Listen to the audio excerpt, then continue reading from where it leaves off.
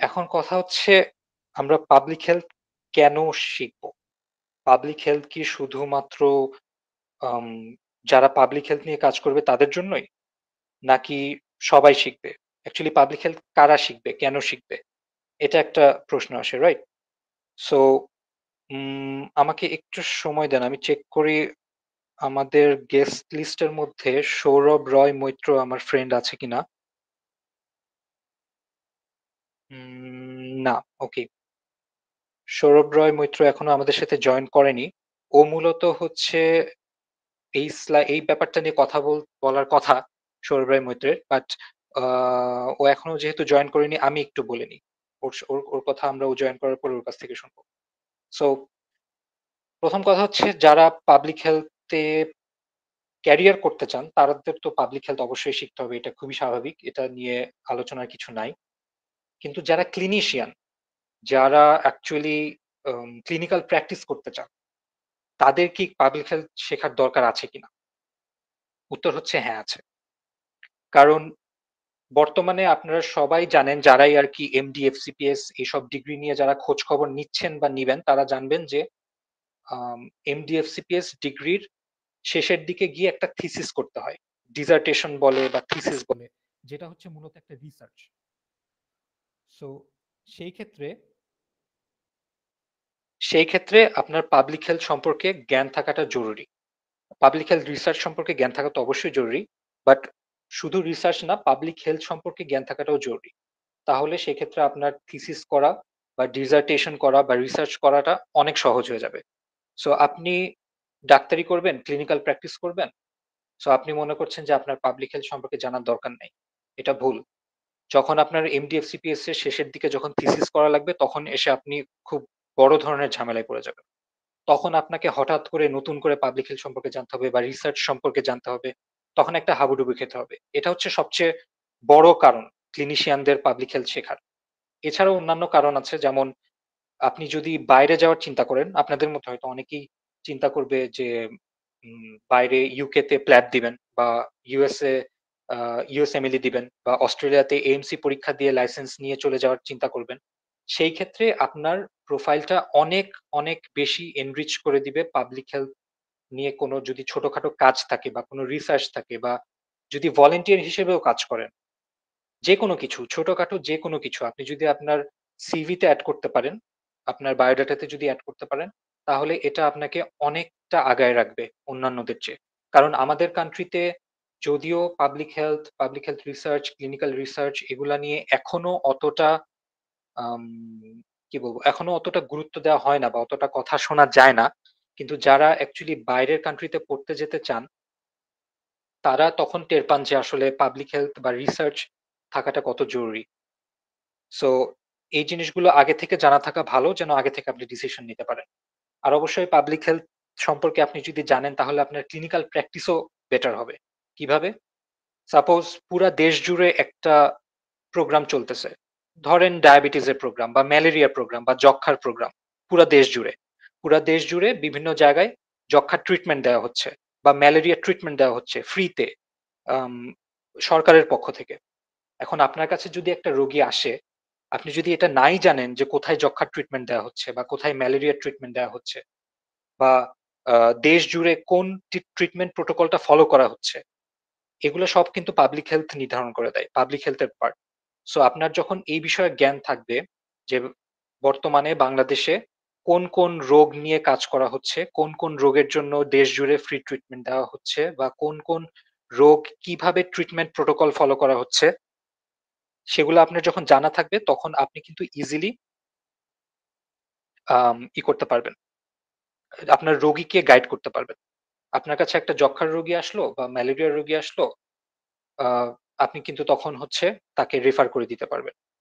বা যারা doctor, nurse না, যারা এইসব প্রফেশনের বাইরে, তাদেরও কিন্তু এই নলেজটা থাকা জরুরি। কারণ তাদের যেহেতু ক্লিনিক্যাল প্র্যাকটিস সম্পর্কিত কোনো কাজ নেই। সো হেলথ সায়েন্স রিলেটেড বাকি যা কিছু তা সবই কিন্তু পাবলিক হেলথ এর মধ্যে।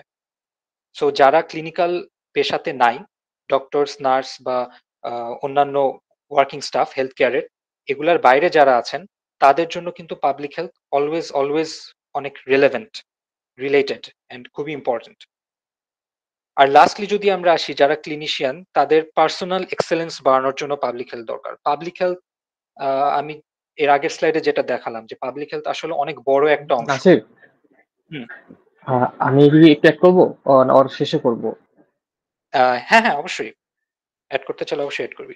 আহ ওকে।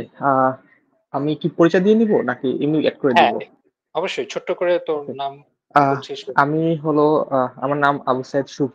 আমি আইসিডি এ কাজ করতেছি সিনিয়র রিসার্চ ফেলো হিসাবে। সো নাসির যে টপিকটা নিয়ে কথা বলতেছিল, আমি এখানে একটা জিনিস অ্যাড করি। আপনারা এই হিস্ট্রিটা সবাই জানেন, হয়তো এখন মনে পড়তেছে না। সেটা হলো ক্লিনিশিয়ান, একজন ক্লিনিশিয়ান কেন পাবলিক হেলথে আসবে, বা কিভাবে তার পাবলিক হেলথে কাজে লাগতে পারে। সো পাবলিক হেলথে মোস্ট অফ দ্য রিসার্চারই ক্লিনিশিয়ান, এটা একটা একটা জিনিস। সেকেন্ড হলো, সবাই কোভিড-19 সম্পর্কে জানি। রিসেন্টলি আমরা এই প্যান্ডেমিক থেকে প্যান্ডেমিক শেষ হলো। তো এই কোভিড-19 সম্পর্কে যখন প্রথম জানছি, একটা পেপারের মাধ্যমে জানছি। সেটা চায়নার উহান থেকে একটা পেপার আসছে, একটা কেস স্টাডি, যে এরকম একটা পেশেন্ট আসছে যার মধ্যে এই সিমটমটা আসছে, যেটা আনইউজুয়াল, এটা অন্য কোথাও কখনো দেখা যায় নাই। That's the first case of Covid, এবং এটা প্রথম রিপোর্ট হয়েছে। এটা এই পাবলিক হেলথের থ্রুতে বা পাবলিশড রিসার্চের থ্রুতে প্রকাশ হয়েছে। অ্যান্ড এরকম আরো দুই একটা হসপিটালের পাশাপাশি হসপিটাল পাইছে, তারা প্রকাশ করছে। দেন এই জিনিসটা ওয়ার্ল্ড ওয়াইড সবাই জানছে। সো একটা প্যান্ডেমিকের শুরুটা জানানো, এটা একজন ক্লিনিশিয়ান করছে থ্রু পাবলিক হেলথ।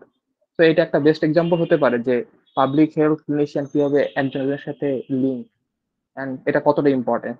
ওভার আছে। Thank you Shubho, thank you very much. Shubho, আগে একটু বলে নিই, আমি যখন আইসিডিডিতে কাজ করতাম শুভ আমার অনেক ক্লোজ একজন কলিগ প্লাস ফ্রেন্ড প্লাস ভাই ছিলেন আর কি। সো সেই সুবাদে আর কি শুভর সাথে আমার অনেক অনেক ভালো একটা বন্ডিং। সো থ্যাংক ইউ শুভ। আম, এটা নিয়ে আমি আর নতুন করে বলার কিছু নাই। শুভ আহ, খুব চমৎকার একটা উদাহরণ তুলে ধরছেন যে আমরা কিন্তু শুধুমাত্র কোভিড-19 এর সময় যে পাবলিক হেলথ নিয়ে সেটা না, পাবলিক হেলথ নিয়ে, পাবলিক হেলথ রিসার্চ নিয়ে অনেকটা আমরা সচেতন হই, কারণ পাবলিক হেলথ একজন ক্লিনিশিয়ান একটা রিসার্চের মাধ্যমে বা সার্ভেলেন্সের মাধ্যমে কিন্তু প্রথম তুলে ধরে যে এরকম একটা মহামারী আসতে যাচ্ছে বা এরকম একটা হেলথ ইস্যু দেখা দিয়েছে কমিউনিটির মধ্যে, রাইট? সো এটাই আরকি। সো আপনারা আরো আসলে যত জানবেন, তত আস্তে, আস্তে বুঝতে পারবেন যে কেন পাবলিক হেলথ শেখা দরকার এবং কেন শুধুমাত্র আ পাবলিক হেলথ প্রফেশনালদেরই না, ক্লিনিশিয়ানদেরও বা যারা একেবারে হসপিটাল রিলেটেড কাজ করেন, হেলথ কেয়ার এর একসাথে একেবারে ডিরেক্টলি যুক্ত যারা, তাদের জন্যও পাবলিক হেলথ নলেজ অনেক জরুরি। আর বাকি যারা আছেন হেলথ সায়েন্স এ তাদের জন্য তো অবশ্যই জরুরি। এটা বলার অপেক্ষা রাখে না। সো এটা কিন্তু আপনার পার্সোনাল এক্সেলেন্স বাড়াবে। আপনি যখন পাবলিক হেলথ সম্পর্কে জানবেন তখন আপনার হেলথ সিস্টেম সম্পর্কে আপনার নলেজ বাড়বে। সো আপনি যখন আরো জানবেন তখন আপনি নিজেই বুঝতে পারবেন যে সম্পূর্ণ হেলথ সিস্টেম এবং হেলথ কেয়ার এবং হেলথ প্রভিশন, যেটা হেলথ কেয়ার প্রভিশন, চিকিৎসা দেওয়া নেওয়া, সম্পর্কে আপনার নলেজ অনেক এনরিচ হবে। সো আপনি পার্সোনালি ফিল করবেন যে আপনার আসলে অনেক এনরিচড হয়েছে। আপনার নলেজ, আপনার প্রোফাইল, আপনার সিভি সবকিছুই অনেক এনরিচড হবে। সো এইজন্য আসলে পাবলিক হেলথকে ইগনোর করা একেবারেই পসিবল না। কারণ এটা হেলথ সিস্টেমের একটা অনেক বড় একটা পার্ট। যদিও খুব দৃশ্যমান না, কিন্তু বড় একটা পার্ট। নেক্সট স্লাইডে চলে যাই। আচ্ছা, আমি একটু জিজ্ঞেস করতে প্রশ্ন থাকলে করতে পারেন। বা এটা আমরা এই ভিডিওটা সোশ্যাল মিডিয়াতেও আপলোড করে দিব। সোশ্যাল মিডিয়াতে যারা পরবর্তীতে এটা দেখবেন বা দেখছেন, তারা কমেন্টে যেকোনো প্রশ্ন যেকোনো সময় করতে পারেন। আমরা অবশ্যই চেষ্টা করব সেই কমেন্টের সঠিক উত্তর দেওয়ার বা সঠিক গাইডেন্স দেওয়ার সেই বিষয়ে।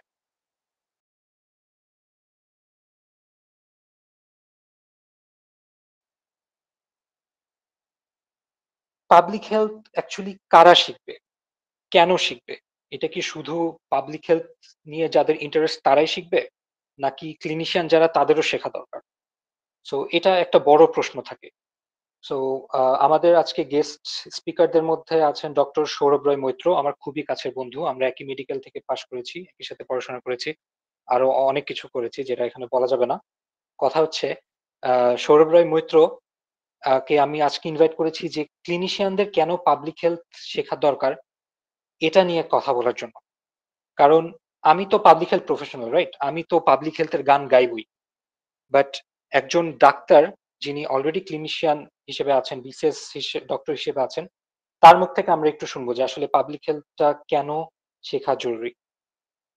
সৌরভ রায় মৈত্র, আপনি কি আছেন?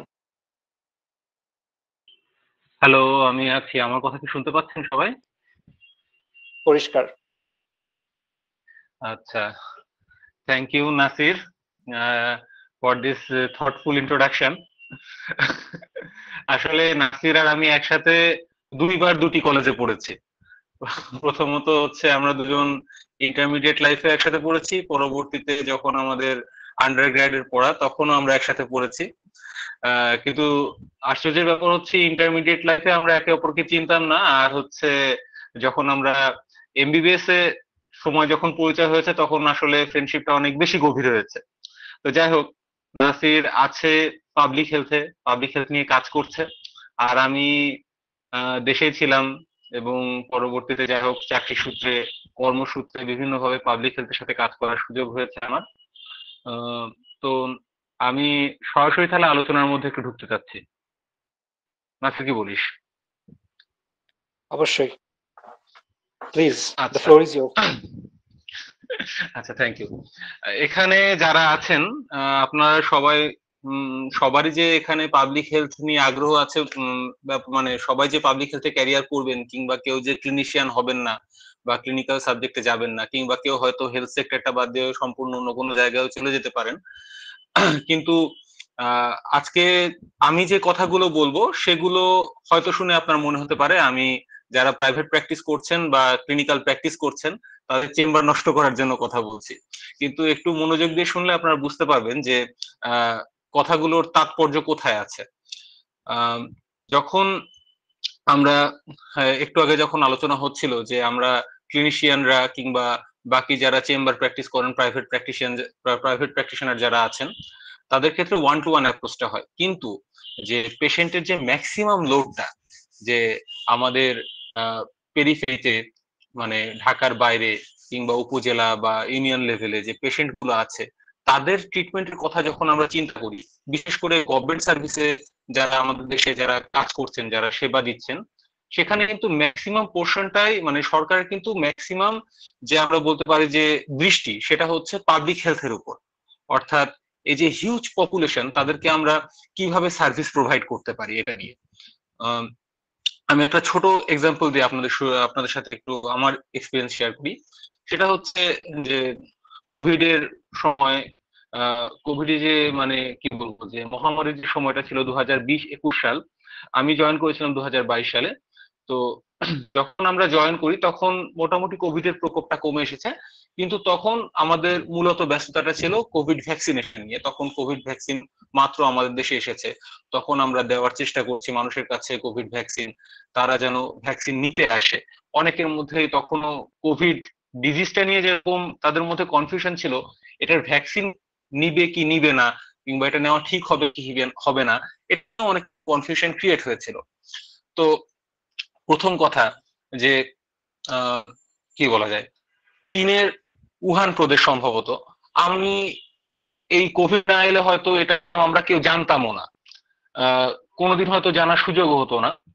কিন্তু এক কোভিড এসে কিন্তু সেই কোথায় চীন আর কোথায় বাংলাদেশের প্রত্যন্ত একটা গ্রাম, এখানে একটা রোগ কিভাবে এতদূর পর্যন্ত পৌঁছে গেল, এই ব্যাপারটা নিয়ে যখন, মানে আপনি জাস্ট যদি চেম্বার প্র্যাকটিসে ব্যস্ত থাকেন, কিংবা হচ্ছে কি বলা যায় যে আহ, একজন ক্লিনিশিয়ান হিসেবে, বা হচ্ছে যেখানে আসলে মাস পিপলের সাথে ইনভলভ হওয়ার সুযোগ নেই, তাহলে কিন্তু আপনি এই ডিজিজের প্যাটার্ন নিয়ে, মানে ওভাবে কিন্তু আপনার মাথায় আসবে না যে এত পেশেন্ট, মানে বাংলাদেশে just one patient was enough to create the pandemic. বাংলাদেশে এই যে এত মানুষ মারা গিয়েছেন, এতগুলো মানুষ অসুস্থ হয়েছেন, ফাইন্যান্সিয়ালি বলেন, সোশিও ইকোনমিক্যালি বলেন, যেভাবে হোক মানুষ নানাভাবে ক্ষতিগ্রস্ত হয়েছেন, এই সবগুলো ব্যাপারে কিন্তু public health related.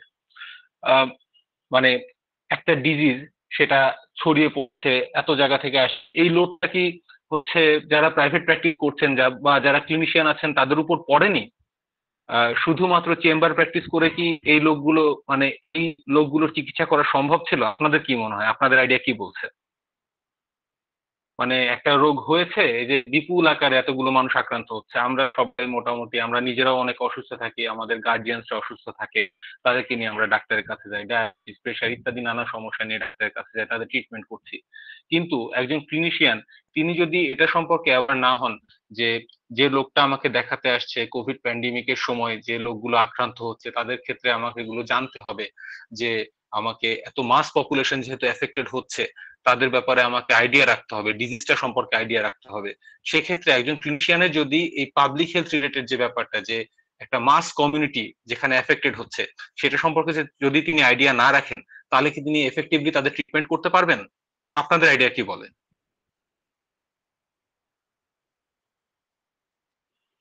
The floor is open. কেউ যদি অ্যান্সার করতে চান, যে কেউ অ্যান্সার করতে পারেন।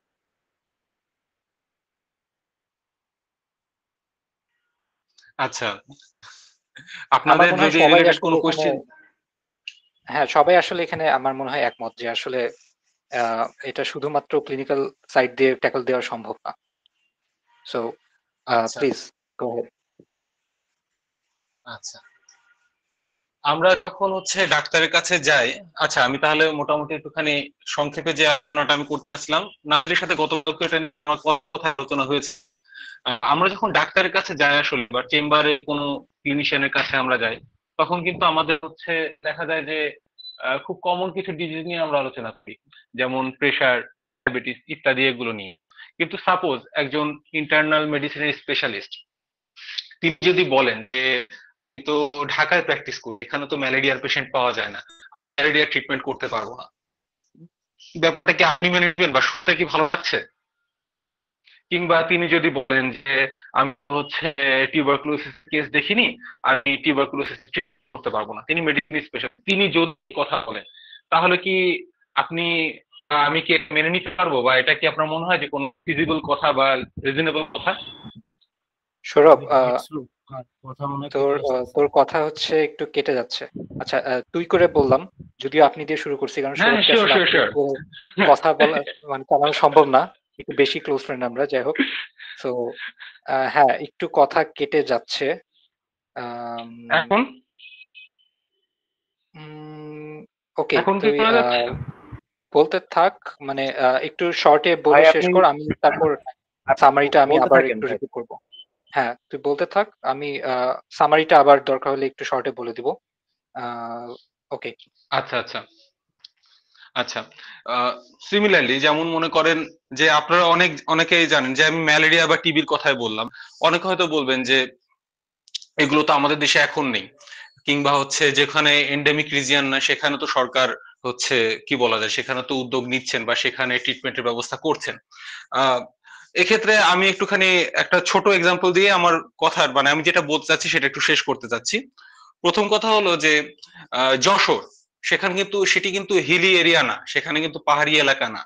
তো যদি সরকার সেখানে মনে করে যে এটা যেহেতু পার্বত্য এলাকা না, এটা পার্বত্য এলাকায় যেহেতু ম্যালেরিয়া এন্ডেমিক থাকে, তো এখানে আমরা ম্যালেরিয়ার পেছনে কোনো টাকা খরচ করব না, ব্যাপারটা কতখানি যুক্তিযুক্ত হবে? আমাকেও এই প্রশ্নটা জিজ্ঞেস করা হয়েছিল।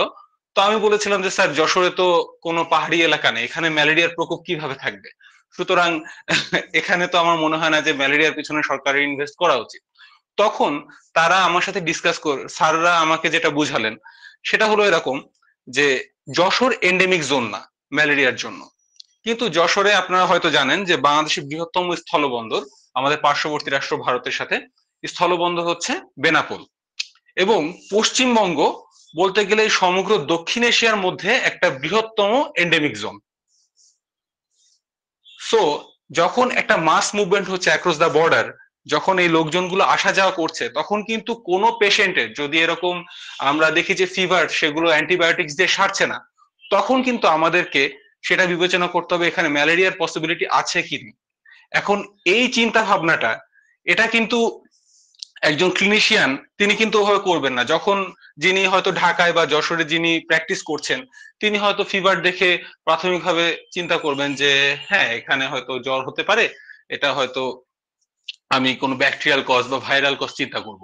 কিন্তু পাবলিক হেলথ সম্পর্কে যারা অ্যাওয়ার আছেন তারা কিন্তু এটা অবশ্যই ভাববেন যে না, ইনি রিসেন্ট টাইমসে হয়তো ইন্ডিয়ায় গিয়েছিলেন কিংবা ইন্ডিয়ায় যাননি, উনার কোনো এমন কারোর সাথে কন্ট্যাক্ট হয়েছিল যিনি তার বাসায় এসে হয়তো থেকেছেন, যিনি ভারত থেকে আসার সময় বা পশ্চিমবঙ্গ থেকে আসার সময় তিনি ম্যালেরিয়াতে এফেক্টেড হয়েছিলেন এবং তার শরীরে সেই প্যারাসাইটটা ছিল এবং পরবর্তীতে সেটার মাধ্যমে তিনি আক্রান্ত হয়েছেন। এই যে এই ব্যাপারগুলো, এই যে কস্ট টু এফেক্ট, এই ব্যাপারগুলো চিন্তা করা, এগুলো কিন্তু পাবলিক হেলথ রিসার্চের মাধ্যমে আমরা পেয়েছি। মানে আমাদের গভর্নমেন্ট সেক্টরে আমরা কিন্তু আমাদের গভর্নমেন্ট যখন কোনো প্ল্যান করে বা সেটা এক্সিকিউশন বা ইমপ্লিমেন্টেশনের কথা ভাবে, সেটা কিন্তু পাবলিকের কথা চিন্তা করে, মাস পপুলেশনের কথা চিন্তা করে। এখানে কিন্তু প্রাইভেট চেম্বার বা প্রাইভেট প্র্যাকটিস এরকম কিন্তু সরকারের বা গভর্নমেন্টের মুখ্য উদ্দেশ্য থাকে না। এবং এক্ষেত্রেও বিভিন্ন প্রাইভেট প্রতিষ্ঠান, এনজিও, এদের মাধ্যমে কিন্তু আমরা প্রচুর ইনফরমেশন স্ট্যাটিস্টিক্স পাই যেগুলো আমাদেরকে হেল্প করে পরবর্তী ডিসিশন নেওয়ার জন্য।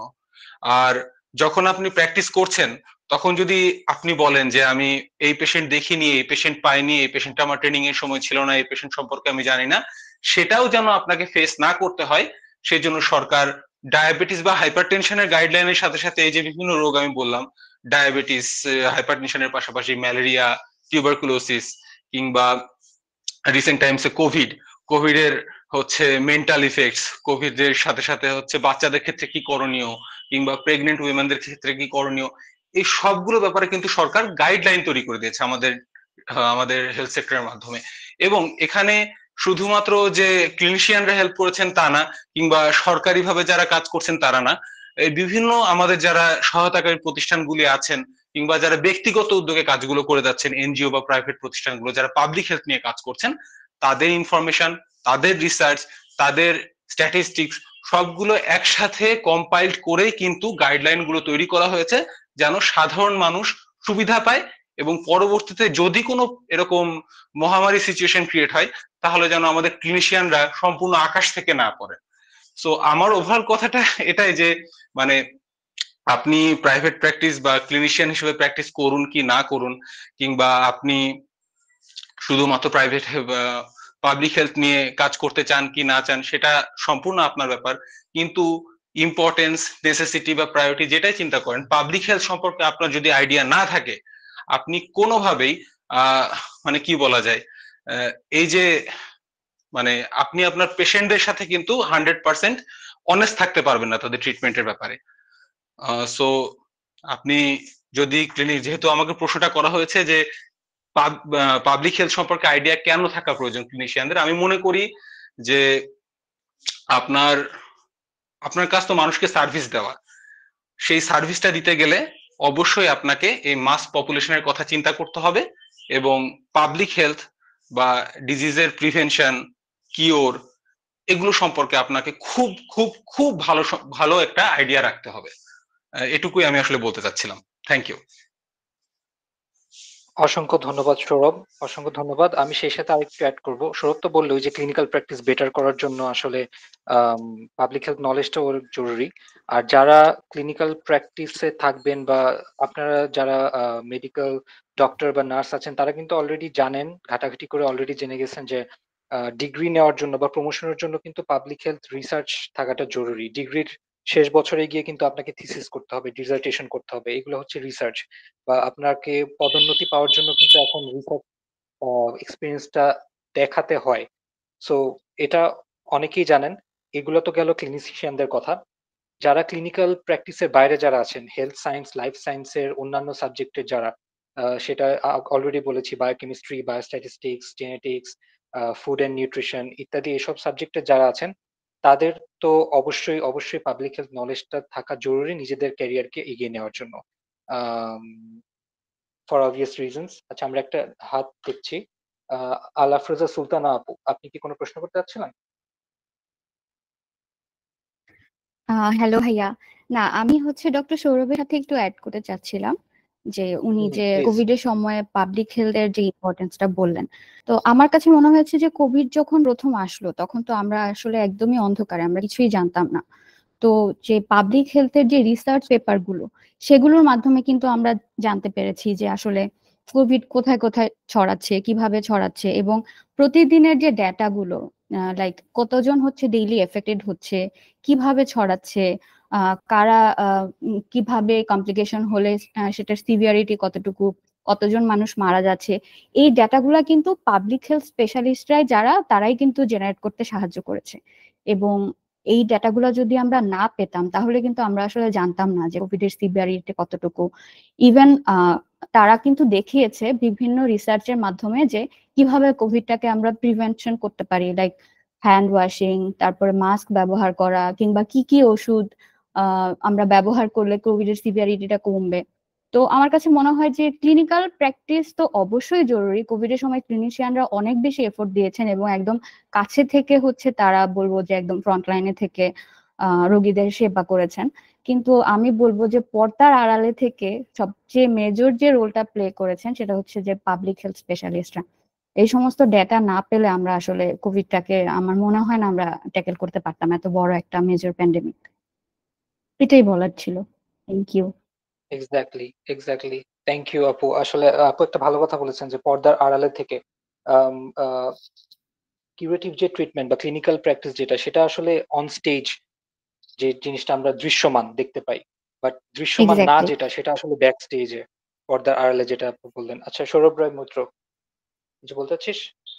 আহ, হ্যাঁ, আমি বলতে চাচ্ছিলাম একটা ব্যাপারে। আমি আপুর সাথে সম্পূর্ণ একমত যে পর্দার আড়ালে থেকে যে মানুষগুলো কাজ করছে। রিসেন্ট টাইমসে দেখা গিয়েছে অনেকেই আমরা জানতাম না আইইডিসিআর নামে আমাদের দেশে একটা প্রতিষ্ঠান আছে, এটাও কিন্তু আমরা জানতাম না, অনেকেই জানতাম না। কিন্তু কোভিড রাইট। এসে আসলে দেখিয়ে দিয়েছে যে এপিডেমিওলজি সম্পর্কে আইডিয়া রাখা কতটা গুরুত্বপূর্ণ। ইভেন যারা ইন্টারেস্টেড তাদের উদ্দেশ্যে আমি বলতে পারি যে গভর্নমেন্ট বা প্রাইভেট ক্যান্ডিডেট যারা আছেন, আইডিসিআর থেকে কিন্তু তাদেরকে মাস্টার্স করার জন্য এখন হচ্ছে স্কলারশিপের ব্যবস্থা কিংবা পড়ালেখার সুযোগ করে দেওয়া হচ্ছে। ট্রপিক্যাল মেডিসিনের উপরেও সেখানে ইমপ্লিমেন্টেশন করা হচ্ছে। আর নাসিরা একটা যে কথা বললো যে পোস্ট গ্রাজুয়েশনের ক্ষেত্রে থিসিস বা ডিসার্টেশন যখন জমা দিতে হয়, আপনি এমডিএমএস বা এক্সিপিএস যেটাই করেন, সেক্ষেত্রে ডিসার্টেশন জমা দিতে হয়। সেখানে কিন্তু আপনাকে মানে আপনার কিন্তু মতামত এটাই নেওয়া হয় যে আপনি প্রাইভেট প্র্যাকটিসে রোগীদের জন্য কি করবেন সেটা না, সেখানে কিন্তু মাস পপুলেশনের জন্য আপনি কি কন্ট্রিবিউশন করতে পারবেন সেটার উপরে হাইলাইট করা হয়, সেটার উপরে আপনার থিসিস পেপার রেডি করতে হয়। সুতরাং পাবলিক হেলথ সম্পর্কে মানে শুধু মানে ভাষা ভাষা জ্ঞান না, আমি বলবো যে একটা কমপ্লিট আইডিয়া থাকা is a must for regarding any practice. আপনি ক্লিনিশিয়ান হন, নন ক্লিনিশিয়ান হন, যাই হন, মানে যদি মেডিকেল প্রফেশনের সাথে ইনভলভ থাকেন আপনাকে অবশ্যই খুব ভালো একটা আইডিয়া রাখতে হবে।